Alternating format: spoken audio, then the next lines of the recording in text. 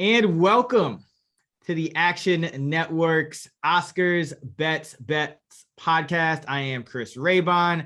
I am joined by Richcreek and Collin Whitchurch as we are going to break down all of our best bets for this year's Oscars. Of course, we dropped another podcast where you can listen to us break down each of the 8 major categories. So if you want to check that out, that is currently out now. But here, we're just going to go through straight up best bets for this upcoming Oscars, including a couple of debates between underdog upsets that you guys can pick through. So let's get right into it. Katie, let's start us off. I know you like a long shot bet for international feature.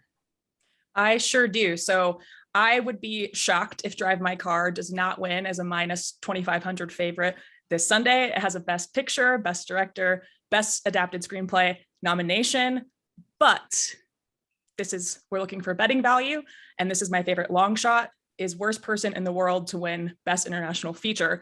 My case for that, very quickly, is just the film has generated a lot of buzz. Joachim Trier flipped the rom-com script to fit 2022, and the buzz coupled with its original screenplay nomination makes it just viable enough of a contender within this category to make the value at 10-1 worth a bet. Yeah, I love Drive My Car, but I started it and it's still going, and I started it last week. So long ass movie. Maybe it gets upset. But let's talk about some shorter movies, because I think these are some of the best values on the board because they're not as popular, and so people don't know as much about them. So when I'm making my Oscar bets, I look at a site called goldderby.com. It's where a bunch of industry experts essentially make their picks. So it's kind of like the sharps of the Oscar betting. And I kind of translate the percentage of picks to an implied odds, and I compare it to the real odds. And I see value for all 3 of the short film categories, starting with Best Documentary Short. The Queen of Basketball is getting about 70% of the picks on Gold Derby. So it should be about minus 230, and you can still get it at minus 155 on DraftKings. So great value there. Then we have Best Live Action Short, and The Long Goodbye is getting about 83% of the picks on Gold Derby. So that should be all the way up at about minus 475, but you can get that at minus 225 on DraftKings. So another great value. And then finally, small value on Best Animated Short, Raybon, getting about 65% of the vote on Gold Derby. It should be about minus 190, and you can get it at minus 175 on DraftKings. So not as big of a value there for Best Animated Short for Raybon, but really do like The Long Goodbye for live action and Queen of Basketball for documentary in the short film categories. And then one more I wanted to talk about is Best Song. Now, I think, Billie Eilish had the best song with No Time to Die. It is the front runner, but on Gold Derby, a lot of the experts seem to think that Dos Oruguitas from Encanto could potentially pull the upset. It's getting about 40% of the vote. So that should be about plus 150 odds, and it's all the way up at plus 225 at DraftKings. So it's a decent long shot that you could take a chance on with Lin-Manuel Miranda for that one. So those are kind of my best bets in some of the less popular categories that I think you can find value at, because the market is going to be even less sharp in terms of what the books are posting. But let's go into another one. And Collin, I know you want to talk about one of my favorite films of the year, and that is Flea, which is nominated in 3 categories: documentary, international, and animated feature. Talk about this and where you are investing. Yes, I love Flea. It's one of my favorite movies of the year, and like you said, it's remarkably nominated Best Animated Feature, Best International Feature, and Best Documentary Feature. It somehow fits into all 3 categories. I'm not going to explain to you how that's possible. I just recommend everyone go see it. It's that good. Unfortunately, it has little chance of bringing home a gold statue in any of those 3 categories. It's not a favorite in any of the 3, but Best Documentary Feature represents its best chance. Since the BAFTAs began awarding a documentary feature regularly back in 2011, it has dominated in terms of predicting Academy Award success. Last year, it correctly predicted My Octopus Teacher, which was the 5th correct prediction in the last 10 years. The IDAs, the International Documentary Awards, have been awarding a top prize here for a lot longer, but since the BAFTAs introduced the category, the IDAs have only 3 correct predictions. This year, the BAFTAs awarded their top prize to Summer of Soul, which is the Oscar favorite, while the IDAs went with Flea. So the odds are stacked against Flea, but plus 340 presents pretty good value here for a legitimate upset and a deserved upset. We don't have to go back very far to find an instance where the Academy went with the IDA choice over the BAFTAs. It was 2016 when OJ Made in America beat 13th. So while Flea doesn't have a shot at Best International Feature in any way, shape, or form, and its Best Animated Feature odds are too long to recommend, with Encanto probably taking the prize there, Best Documentary Feature is where it has some value. I think that the Academy is going to want to recognize its brilliance somewhere, so that's the category that it's going to do so. So I'll take Flea plus 340. I'd probably bet it to plus 300. Yeah, Flea is like, I've gone back and forth on this because, you know, looking at Gold Derby, it actually does have some value in terms of Best Animated Feature. You know, some of the experts are thinking it's only about 12%, but it should be about plus 733 would be fair odds. And it is up at plus 1,000 on FanDuel. So it's a super long shot, but there are some industry kind of insiders that think it does have a chance. But yeah, I'm kind of with you. When I watched both of them, I watched them back to back, and I thought Summer of Soul was amazing. And I was like, wow, no wonder that's the front runner. And then I saw Flea and I was like, I don't know. So the only kind of knock against Flea, you know, besides what you laid out, is that here at Gold Derby, you know, the film that looks like it's undervalued now is Summer of Soul. So Summer of Soul is getting about 88% of the support on Gold Derby, which means that should be about, you know, 733, and it's closer to minus 300. So I don't know. I'm going kind of back and forth on that, but my initial gut was telling me that like Flea does have a chance in this documentary category. So I kind of like that one. All right. Let me quickly talk about The Eyes of Tammy Faye for makeup and hairstyling, and then we'll jump into film editing. I know we all have an opinion. There seems to be a lot of value in that one, but quickly, The Eyes of Tammy Faye in the makeup and hairstyling category. This one is a near unanimous choice on Gold Derby, and you can get it at minus 300. So minus 300 gives it about a 75% chance to win. At Gold Derby, it's closer to 90%, including every single one of the Gold Derby editors. So I think that this is a good value, a good bet that you can kind of parlay with others if you don't want to just lay the juice outright. So, you know, you're kind of looking for these kind of sure things that aren't like minus 2,500. And I think Tammy Faye for makeup and hairstyling definitely qualifies. But I want to talk about film editing. And Katie, I'll start with you. You know, this category, there's Dune, there's King Richard in this one. And I think there's kind of some uncertainty. It's wide open. You know, Dune is a very short favorite. Even Power of the Dog is still there, you know, at 3.5 to 1. What do you think of this category? Wide open is the correct way to explain it. And we're about to get into some more categories after this one that are also open, thus creating value. I personally like King Richard's value for film editing. It won the ACE over The Favored Dune and over Power of the Dog. So I'm seeing value at that plus 200 price.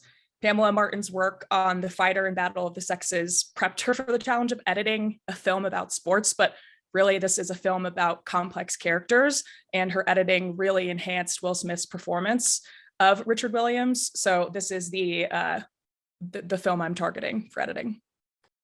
Oh, you have any thoughts there? I agree with Katie to a certain extent. The Ace Eddie Awards prize for top drama has historically been the best predictor for Oscar success. It's gotten 12 right since 2000. However, it's been wrong the last 2 years. So King Richard with the second lowest odds is interesting here. The BAFTAs have actually been more predictive than the Ace Eddie Awards for drama historically. However, the BAFTAs gave its top prize to No Time to Die this year, which wasn't even nominated. The Ace Eddies, like the Golden Globes, split their categories into drama and comedy musical.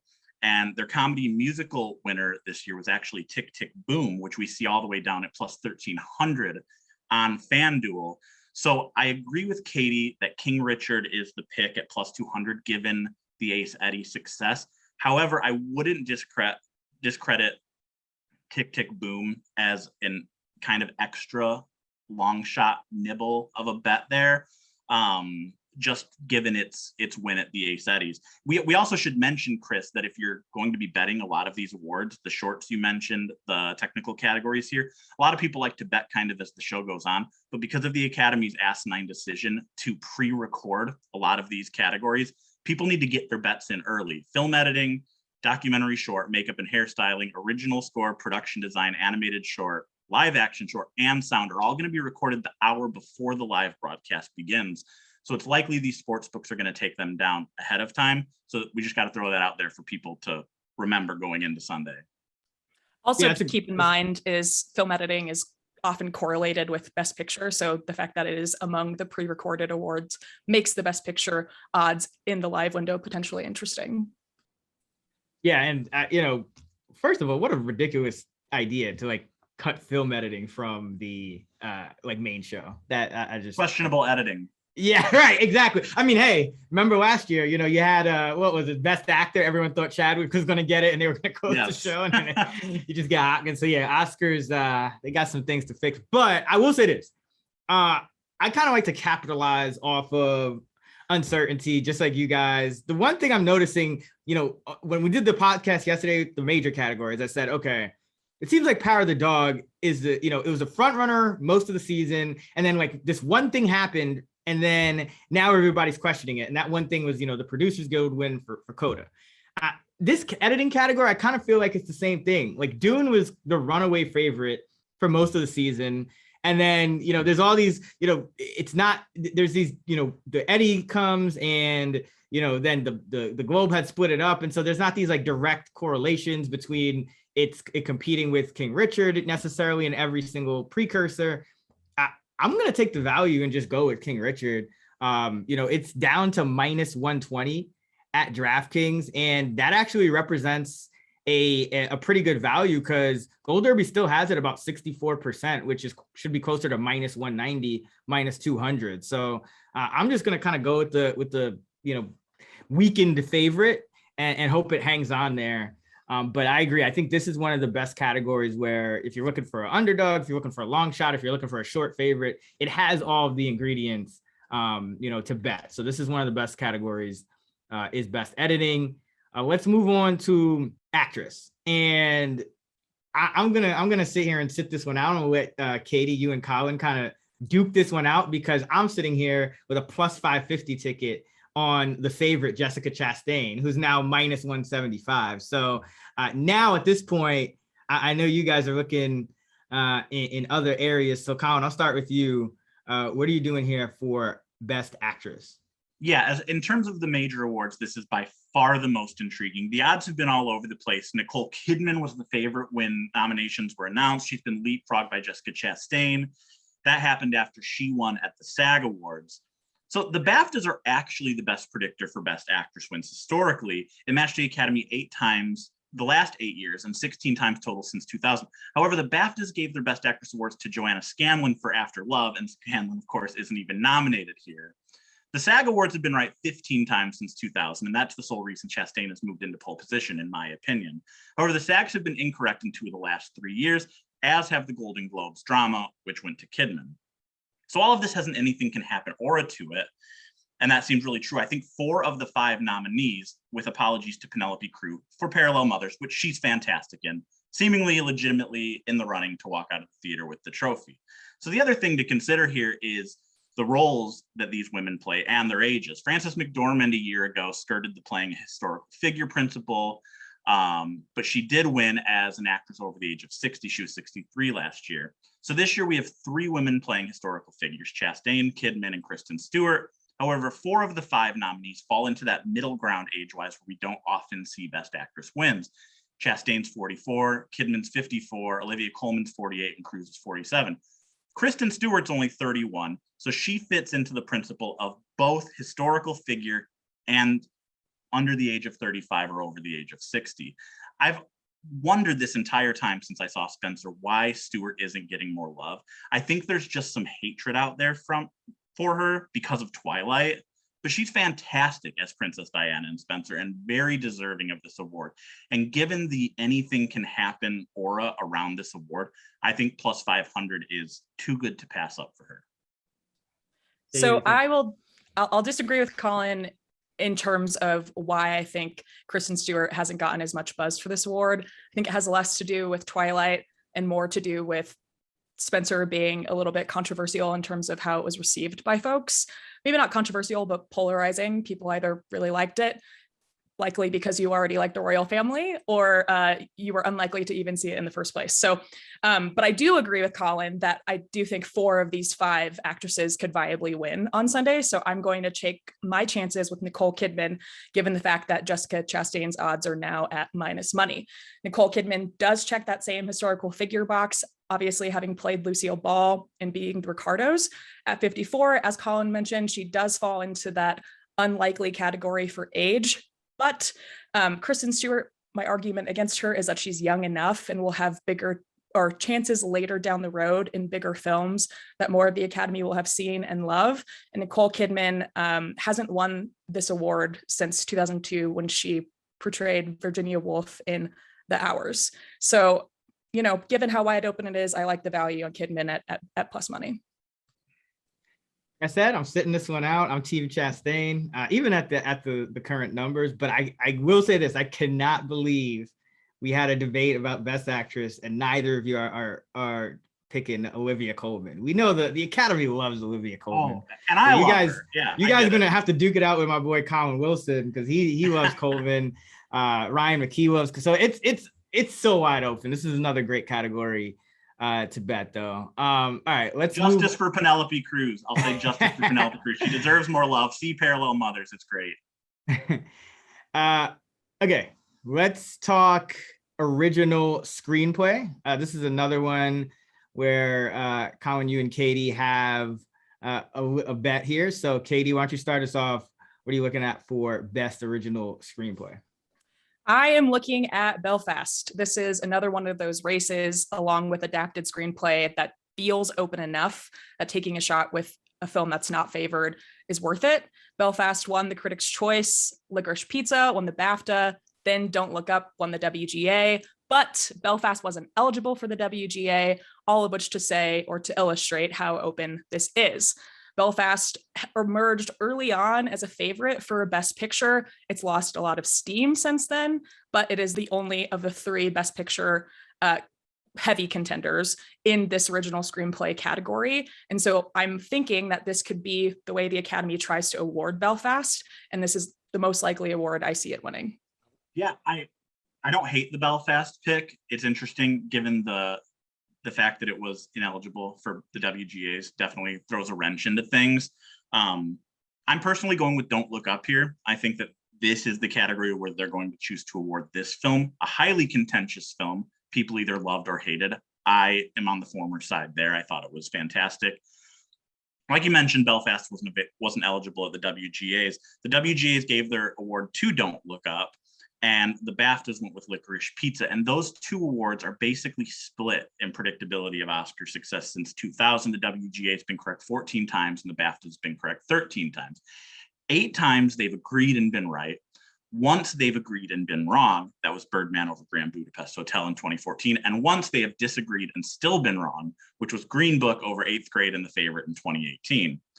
When they disagree and one is right, however, the WGA holds a slight edge, correctly predicting the Academy Award 6 times to the BAFTAs 5. The last time that happened was in 2017 when the BAFTAs went with 3 Billboards Outside Ebbing, Missouri, and the Oscar went to WGA choice Get Out. So the value here, I think, is on Don't Look Up at plus 410. A lot of bettors and the odds makers see it as close to a coin flip between Licorice Pizza and Belfast, and I understand why, but I think there's enough value on Don't Look Up at plus 410 that I'm going to make that my choice here. Yeah, this is going to be an interesting one. Personally, I enjoyed Licorice Pizza a lot more, but I also know there's a lot of controversy surrounding that movie without spoiling it. Just some weird things that happen near the end of that movie. So that could be why it's kind of weakened. And this is another one of those wide open categories. But I want to close it out with there's two categories where, and we could kind of lump these into one and talk about them together, because I know you both have bets on each. It's Child to Deaf Adults, or CODA, versus Power of the Dog. And I think Best Picture and Best Adapted Screenplay either could win, and they're both kind of duking it out right now. So Collin, I'll start with you. Just talk about what you're doing for in kind of differentiating between these two movies. Sure. For adapted screenplay, I think it's pretty clear cut for CODA here. The WGAs and the BAFTAs were in agreement on CODA. There's only been one time since 2000 that those two awards agreed, and that film didn't win the Oscar. That was 2009 when Precious beat Up in the Air, and that's considered one of the bigger upsets in recent Oscar history. So I think CODA at -140 is incredible value. It's the one time on this show you're actually seeing me pick a favorite, just because I feel that strongly about it. I think that when those two awards are in agreement, it's a shoo-in that movie is going to win. Best Picture, I'm going with CODA. Just I can't ignore the steam. You know, when these nominations first came out, CODA was sitting in the +2,000 to +3,000 range. And you're sitting there looking at the long shots, and you're like, which film is going to steam in the 6 weeks leading up to the show? And my guess for that was Licorice Pizza. I wish I had jumped on CODA earlier, because now we're seeing it at +105. I think we might even see it at a minus number by the time showtime hits. Yeah. And I can't ignore it. Power of the Dog's been the favorite the entire time. Power of the Dog's been the favorite since probably January, but we see these films get steamed all the time. The Freight Train is too good to pass up. The Producers Guild gave it an award, and it boosted it again, I think, from Sunday to Monday from +400 to like +110. The SAGs also gave it its top prize. SAG doesn't do a Best Picture, but it's Best Ensemble Cast. So CODA's my pick. I think if you can find CODA with a plus in front of its number, you're getting good value. So the one wrinkle in Collin's case for CODA for adapted screenplay is the fact that Power of the Dog wasn't eligible for the WGA. So my pick for adapted screenplay is on Power of the Dog, although it's really against CODA, given the fact that we can still get Power of the Dog at +130. Also, screenplay is just so core to the success of this movie that I could see it definitely perhaps upsetting CODA. As for Best Picture, I am also going with Power of the Dog. Per Ben Zosmer's Oscar metrics, which we have been citing indirectly throughout this podcast, since 1981, there has been only one Best Picture winner without a film editing nomination. And there have only been 5 Best Picture winners without a directing nomination, which does include Green Book, only 3 years ago. But working against CODA is the fact that it has neither. Power of the Dog does have editing and directing nominations. It also has nominations in 8 other categories, whereas CODA only has 3. So I will be likely splitting my bet between Power of the Dog and Belfast as a bet against CODA winning. Yeah, Katie, I'm kind of with you. I sat this category out because I can't consider it best bets at this point, but I will say this. Collin mentioned how there's been a lot of steam on CODA. I do think that I'm kind of with you, Collin, in that by the time Sunday comes around, CODA is going to be a favorite, and it's going to be, at minus money. And that means Power of the Dog is going to be a plus money underdog. And that's what I'm looking to do. I'm looking to get in Power of the Dog for Best Picture at plus money. It's already at plus money for screenplay. So, I don't mind that as well. Although I do think that could be how they kind of divvy it up. And, because obviously there's a lot of love for CODA.